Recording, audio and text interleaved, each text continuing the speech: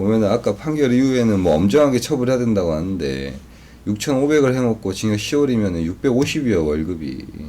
임대차 권한이 없으면서도 임대차 권한이 있는 것처럼 속여가지고 보증금을 받아 처먹는 새끼들이 있어요. 네, 그런 미친 새끼들이죠.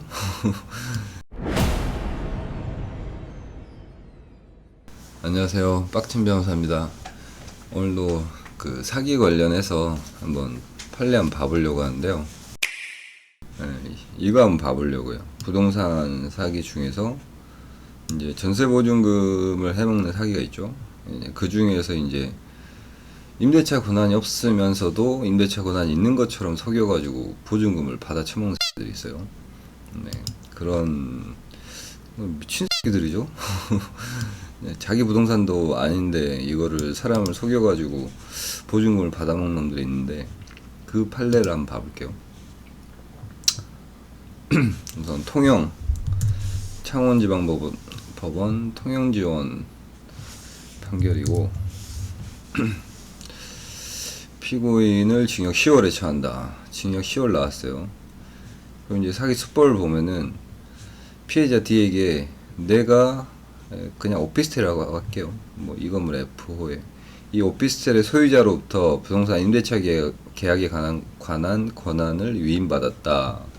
나와 임대차 계약을 체결한 후 나에게 보증금을 지급하면 이를 소유자에게 전달하겠다 라는 취지로 말하고 피해자에게 오피스텔에 대한 부동산 임대차 계약서를 건네주기로 하였다. 근데 실제로는 이 소유자, 오피스텔의 소유자 G로부터 임대차에 관한 권한을 위임받은 사실이 전혀 없었죠. 권한이 없으니까 당연히 뭐 임대차 계약서를 작성할 권한도 없었고 보증금을 받을 권한도 전혀 없었던 거죠. 그럼에도 불구하고 임대차 보증금 명목으로 6,500만 원을 교부받아 편취하였다. 그리고 이제 방금 얘기했던 것처럼 임대차 계약을 체결할 권한 자체가 없으니까 이 부동산 임대차 계약서를 작성할 권한도 없겠죠. 근데 컴퓨터를 이용해서 부동산 임대차 계약서의 임대인 주소란에 이 소유자 지에 관한 개인정보를 적었다는 거죠. 그리고 임의로 새긴 지의 도장을 찍었고 도장도 마음대로 찍어버렸고.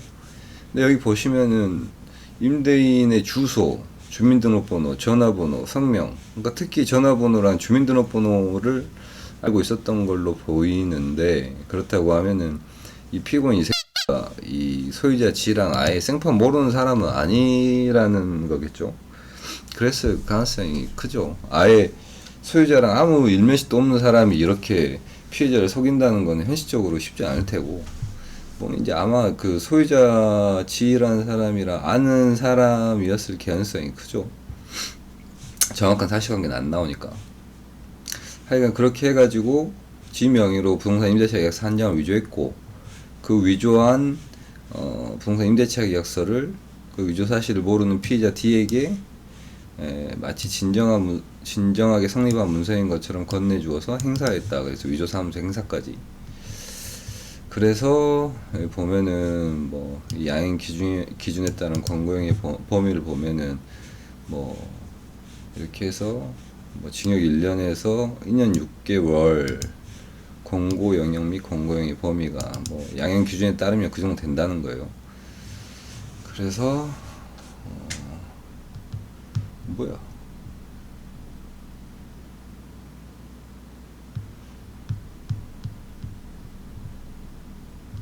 이게 판결이 좀 이상하네요.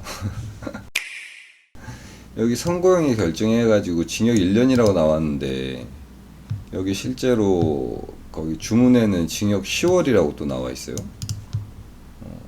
판결이 좀 이상하네요. 네.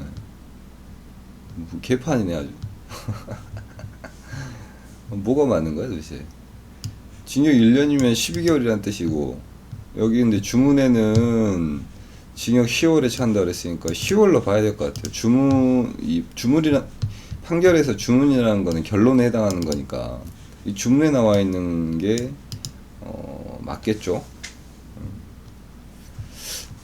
제가 뭐 지금 이 사기백과사전 판결 업데이트하면서 판결문을 그렇게 많이 본 것도 아닌데 오타도 있고 오타도 많고 뭐 이런 실수도 있는 것 같아요. 이건 아마 판결이 그 오류인 것 같은데 판결이 경정돼야 될 것 같은데 제 생각엔 그래요. 뭔가 잘못된 것 같아요. 그냥 너무 상식적이잖아요. 주문은 10개월이고 여기 판결 이후에는 징역 1년이라고 써 있어요. 오타인 것 같아요 보니까. 개판이죠 아주. 그래서 이제 뭐 보면은 피고인이 죄질이 좋지 않다, 뭐 문서까지 위조하고 했으니까. 그리고 뭐 역시나 이런 개새끼들의 특징은 돈을 안 갚는다는 거예요. 피해 회복을 위한 노력을 기울인 정상도 엿보기 어려워, 범행의 정황도 좋다고 보기 어렵다. 그래서 결론적으로 피고인으로 하여금 시설 내 처우를 통하여 법의 엄정함을 깨닫게 할 필요성이 인정되므로 주문과 같이 형을 정한다. 그래서 실형을 선고했어요. 여기 보면은 피해액이 6,500인데 징역 10월 나왔고 월급으로 계산해보면 650만원 정도 돼요. 근데 실제로 이 정도 피해 금액에도 집행유예 나온 판결도 엄청 많거든요. 그러니까 절대 뭐 약하게 처벌한 거라고 보기에는 어렵죠. 다른 사건이랑 비교한다고 하면은. 그럼에도 불구하고 보면은 아까 판결 이후에는 뭐 엄정하게 처벌해야 된다고 하는데 6,500을 해먹고 징역 10월이면은 650이야 월급이. 정상적인 일 해가지고 월급 650 번 사람들보다는 그렇지 못한 사람들이 많잖아요. 세금도 안 떼잖아. 그리고 이거는 이 돈에서는 이 6,500에 대해서 이거 사기쳐가지고 해먹은 돈에 대해서 뭐 그 세금 납부하는 것도 아니잖아요. 그러니까 엄정하게 처벌한다고 보기 어렵죠. 이 새끼가, 이 사기꾼 새끼가 이게 만약에 6,500을 해먹고 이 월급이 한 뭐 100만 50만 원 정도 나올 정도로 형을 때려버린다고 하면은 사기를 치겠어요. 차라리 어디 알바를 뛰지. 단가가 안 맞으면 사기를 안 치겠죠 당연히. 그리고 이제 이런 사기 관련해서 이제 이 피해자 아까 얘기했던 것처럼 아마 이 피고인이 이 실제 소유자를 아는 사람이었기 때문에 피해자도 아마 이제 뭐 그 말을 믿었을 개연성이 높다고 봐요. 아까 이 사시공에 나온 것처럼 사문서 위조, 임대차 계약서 위조할 때 주민번호까지 알고 있었던 걸 보면은 아는 사람이었을 개연성이 크죠. 그렇다고 하면은 물론 이제 뭐 그런 사실관계가 맞다고 하면은 아마도 피해자도 서로 아는 사람이니까 뭐 확인을 못했을 생각도 할 수 있지만 사실 피해자 입장에 생각해 보면은 이 소유자 지한테 전화 걸어가지고 이 피고인 얘가 당신한테 임대차 권한을 위임받았다고 하는데 사실이냐 이렇게 물어봤다고 하면은 사실관계가 많이 달라졌겠죠. 실제로 사기를 안 당했을 가능성이 굉장히 컸겠죠. 그거 전화해가지고 한번 확인만 해봤어. 그런 게 좀 안타깝네요 좀. 그렇게 해서 징역 10월에 선고가 됐어요. 뭐 이런 유형의 사기도 있기 때문에 그리고 이 사건에서는 보니까 공인중개사가 없었던 것 같아요 보니까. 그것도 아마 이제 아는 사람끼리 임대차 계약을 체결했던 걸로 보이는데, 되도록이면은 그 임대차 계약을 체결할 때는 공인중개사를 끼고 하고, 그래도 공인중개사가 중개를 하면은 뭔가 사고가 터지면은 중개사한테도 책임이 가잖아요. 그래서 최악의 경우에는 중개사한테 뭐 소송을 해가지고 피해를 회복하거나 그럴 개연성도 있기 때문에 되도록이면은 공인중개사를 끼고 계약을 체결을 하고, 이런 경우처럼 실제로 내 앞에 있는 그 임대인 쪽 사람이 실제 소유자가 아니라고 하면은 그 등기상의 소유자한테 전화해서 꼭 확인을 해봐야 돼요. 그냥 단순히 위임장을 받는 걸로는 부족하고, 여기도 보는 것처럼 계약서나 이런 걸 위조를 해버리잖아요. 실제로 막두장 막 찍어버리고. 그러니까 꼭 전화해서 물어보는 게 제일 중요하겠죠. 실제 등기상의 소유자가 맞는지. 소유자한테 그 실제 임대차 의사를 한번 전화로 확인해 보면은 사기당할 확률이 많이 줄어들겠죠.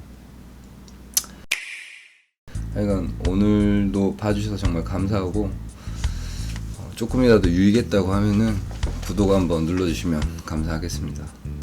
봐주셔서 정말 감사하고, 감사합니다.